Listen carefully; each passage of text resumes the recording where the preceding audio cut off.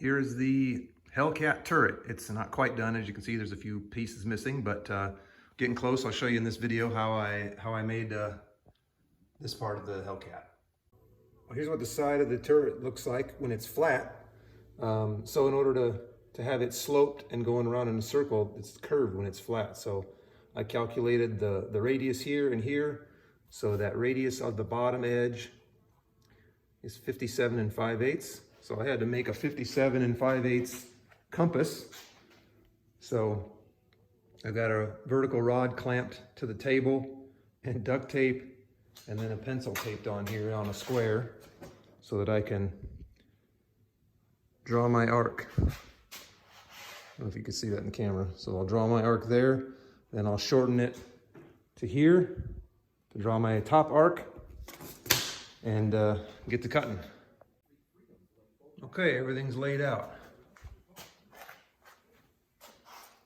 Time to start cutting. Okay, I got all the curved pieces cut, and so what I did was put this over. Cut grooves every inch, halfway through the thickness, so it'll be flexible, and then I'll soak it in water for an hour and glue it together. These are some supports that go along the top.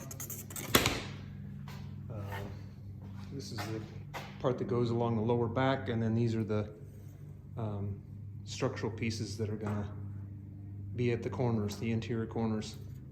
So those are all cut and ready to go. There's a lot of calculations involved here. This is actually a cone shape intersecting a horizontal plane, so that's the formula for calculating this radius. This is an inclined plane intersecting a cylinder.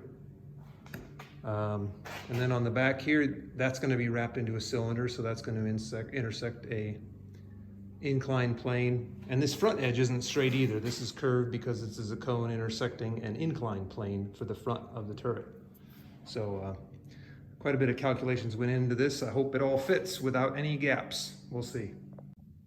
So here's the turret ring. Now, because the wood's wet, you can't use regular wood glue. I did some searching, said that you can use this Gorilla Glue, and it bonds wet. It's moisture cures it actually. So the moisture in the wood actually makes it kind of foam up, so it's kind of messy. So I'll have to sand that down, and it'll be painted anyway. But so that's upside down right now. The turret ring will go like that. There will be another ring underneath to capture it from lifting off, but it'll sit like that with rollers underneath here. And now I'll start to build the turret up. This gap came out really nice. This one's a little bit of a gap here I'm gonna have to fill. That one came out perfect. This curve right here, where this is a cylinder and this is a cone, so that came out good. This one came out good too, except for this piece broke off, so I'll have to fill that in. But otherwise, the lines matched up exactly how I drew it out on paper, so that was fun to see that turn out. So I bought these drawer rollers. So there's 6 of them like this, mounted to the hull, and then there's 3 of them horizontally that positions the turret in the horizontal plane. So 6 vertical and 3 horizontal, total of 9 rollers, and you can see it turns pretty good. But this is horizontal circle here is where the weight sits on. There's a roller on the underneath here, and then this is a vertical spacer, and then this is another horizontal piece. So the roller sits on the other side of this to support the weight and keep it from lifting off. And this bottom ring is also how I locate the position. So there's a roller here that just rides on the outer edge of that bottom ring. Here you can see the other view of the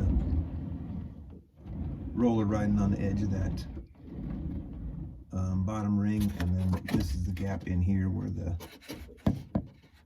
other rollers sit, the 6 rollers that support the weight. One of them's mounted here, you can kind of see it there. another feature that's missing at this point is on this side there's a ring that goes here for mounting the 50 caliber machine gun. So the commander sits here in this ring and it kind of bumps out of the side a little bit. I'm going to do that eventually. I'm not sure if I'm going to do that up front just for timing of getting it ready for the 4th. I might add that later because making these curved pieces is certainly time consuming. We'll see. But then of course I got to make the front gun mount. So that'll be coming up next, and there's a piece that goes across the top here I still got to add.